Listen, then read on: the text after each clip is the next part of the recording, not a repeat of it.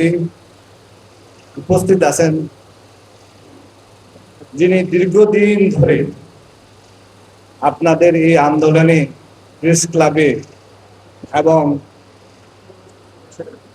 সংবাদ সম্মেলনের মাধ্যমে আরো বিভিন্ন জায়গা থেকে যে আন্দোলন তুলে ধরেছিলেন, সেই ডাইনামিক লিডার আমি বলবো তিনি আপনাদের কাছে সবার প্রিয় মোহাম্মদ লিটন ভাই। ওনার জন্য একটা জোরে তালি হয়ে যাক, আবারও সবার জন্য একটা তালি হয়ে যাক। আমি বলবো শিক্ষাই জাতির মেরুদণ্ড, তাই না? এই শিক্ষায় জাতির যদি মেরুদণ্ড হয়ে থাকে, কোন দেশ এই শিক্ষাকে পিছিয়ে রেখে উন্নতি লাভ করতে পারবে না না না।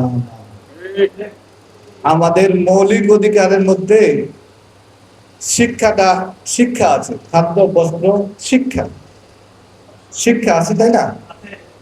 তো শিক্ষা যদি থাকে সংবিধানের মাধ্যমে, যে শিক্ষা একটা আমাদের মৌলিক অধিকার, তো আজকের দাবিটি হলো প্রায় ৫,০০০ স্কুল এখনো বেসরকারি অবস্থায় আছে। আপনাদের ঘাম, আপনাদের শ্রম, ইনশাল্লাহ একদিন আল্লাহ তাআলা এটা পূরণ করবেই। বলবেন, সবাই বলেন ইনশাল্লাহ। বীর নেপোলিয়ন বোনাপার্ট বলছেন, আমাকে যদি একটি শিক্ষিত মা দেন, আমি একটি শিক্ষিত জাতি উপহার দেব। সুতরাং আপনারা তো সেই জায়গাতেই আছেন, সেই ছোট ছোট শিশুদেরকে মানুষ করে একটা পর্যায়ে, কেউ সচিব, কেউ ডিসি, কেউ ম্যাজিস্ট্রেট, তারাই হচ্ছে এই শিক্ষকের দ্বারাই।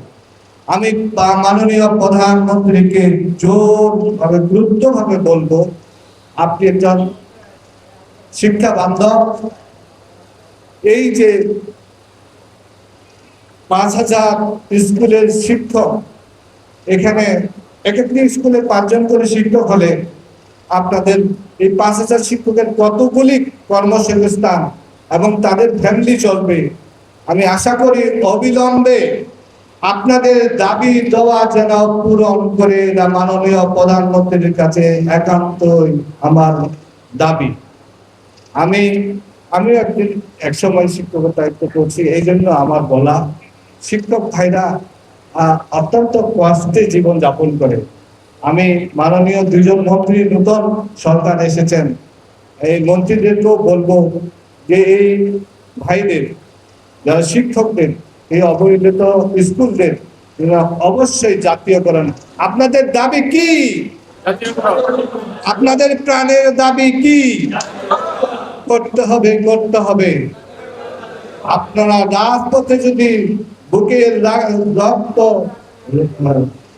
দিতে হয় তাও দিতে রাজি আছেন, কিন্তু আপনাদের অবিলম্বে এই স্কুলগুলি জাতীয়করণ করতে হবে। আমি লিটন ভাইকে ধন্যবাদ জানাই এই জন্য, উনি আমাকে দুই এক কথা বলার জন্য। আপনাকে শুভকামনা করি, আপনারা যেন কাজ চালিয়ে যান ইনশাআল্লাহ। আসসালামু আলাইকুম ওয়া রাহমাতুল্লাহ। ধন্যবাদ সাংবাদিক সাহেবকে আমাদের সাথে একাত্মতা পোষণ করার জন্য। আমাদের বেসরকারি শিক্ষক সমিতি কেন্দ্রীয় কমিটির পক্ষ থেকে ওনাদের প্রত্যেককেই অভিনন্দন এবং